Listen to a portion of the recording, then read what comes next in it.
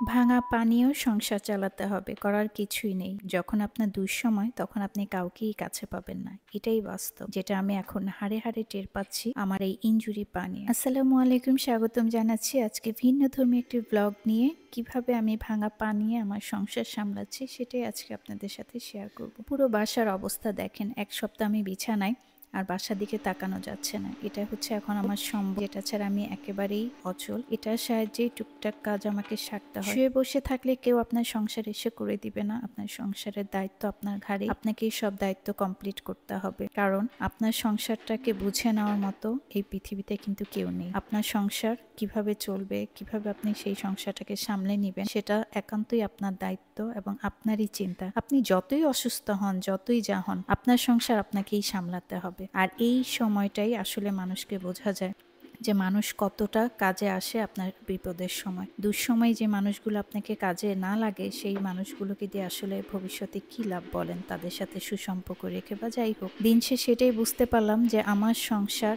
আমারই, আমার আপন বলতে আমার স্বামীর সংসার বা আমার বাচ্চারাই মেইন। এই দুঃসময় আমাকে যদি সাহায্য করে থাকে, সেটা আমার সন্তানরাই করছে এবং আমার স্বামীই করছে, বাকিটা আমাকেই করতে হবে। এই যে বাসাটা এলোমেলো, আমার ড্রয়িং রুমের এই অবস্থা, বাচ্চারা খেলতে পারছে না কতদিন থেকে। ড্রয়িং রুমটা আমি এমনিতেও খুব একটা গুছিয়ে রাখি না, কারণ আমার দুই ছেলে এখানেই বেশি খেলে, যেহেতু এটা একটা ওপেন স্পেস। আমি তাই সাজানো গুছানোটা একটু কম করি, কারণ এখনই ওদের খেলার সময়। সাজিয়ে গুছিয়ে তো পরেও রাখা যাবে, তো আগে ওরা খেলুক, ওদের যে এই শিশুকালটা এখানে ওরা এনজয় করে খেলে, তারপরে যখন ওরা বড় হবে তখন অনেক সময় পাওয়া যাবে। ওদের জন্য দেখা যায় আমি আমার ড্রয়িং রুম বা ডাইনিং স্পেসে খুব একটা এমন কোনো জিনিস রাখি না যেটা ওরা বল খেলতে গিয়ে, ব্যাট খেলতে গিয়ে ভেঙে ফেলবে। জাস্ট যতটুকু না রাখলেই নয় ততটুকু। অনেকদিন হলো এগুলো গুছাচ্ছি না, দেখে এতই খারাপ লাগছিল। বাচ্চারাও একটা অস্বস্তির মধ্যে ছিল, তাই আজকে উঠে যেভাবেই হোক টুকটাক কাজে নেমে পড়েছি। যতটুকু পারি টুকটাক করে নিজেই করছি। বুয়াদের কাজ তো বুয়ারা করবে, কিন্তু আমার যে কাজগুলো এগুলো তো আমাকেই করতে হবে। যদিও ডাক্তার বলেছে পায়ে একেবারেই ভর দেওয়া যাবে না, পা নিচে রাখা যাবে না, প্রেসার দেওয়া যাবে না, একেবারে পা বালিশে রেখে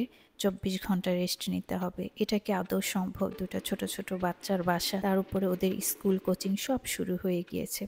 মোটামুটি একটু গুছিয়ে দিয়েছে, এখন একটু শান্তি লাগতেছে। বাচ্চারাও স্কুল থেকে এসে একটু শান্তি পাবে।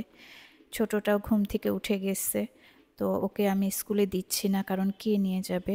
যদিও ওদের বাবা এখন এই বাইরের কাজগুলোর দায়িত্ব পালন করতেছে, কিন্তু ছোটটাকে, বড়টাকে, দুইটাকে তো একসাথে আসলে আনা নেওয়া সম্ভব না। দুটো টাইম দুই রকম। তাই ছোট ছেলেকে আপাতত কিছুদিন স্কুলে দিব না।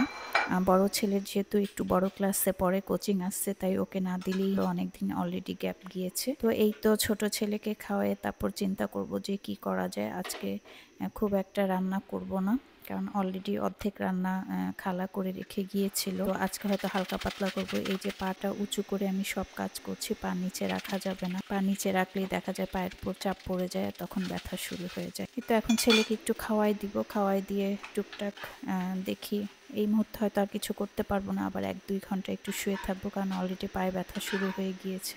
তো যেহেতু ও ছোট, ওইভাবে আসলে খেতে পারবে না, তাই ওর খাবারটা ওকে খাওয়াই দিতে হচ্ছে। আর সকালবেলা আসলে ভাত যেহেতু খাওয়া যায় না, রুটি, তাই আমাকেই খাওয়াই দিতে হচ্ছে। এই তো আজকের মতো এখানেই রাখছি। আগামীকাল চেষ্টা করব নতুন কিছু দেখানোর জন্য আপনাদেরকে। বাই দ্য ওয়ে, আমার এই পুরো ভিডিওটা কিন্তু অনেক কষ্ট হয়েছে করতে, তারপরও আমি রেখে দিয়েছি যে ভবিষ্যতে আসলে এই ভিডিওগুলো আমার দেখলে মনে হয় কিছুটা হলেও ভালো লাগবে, তাই।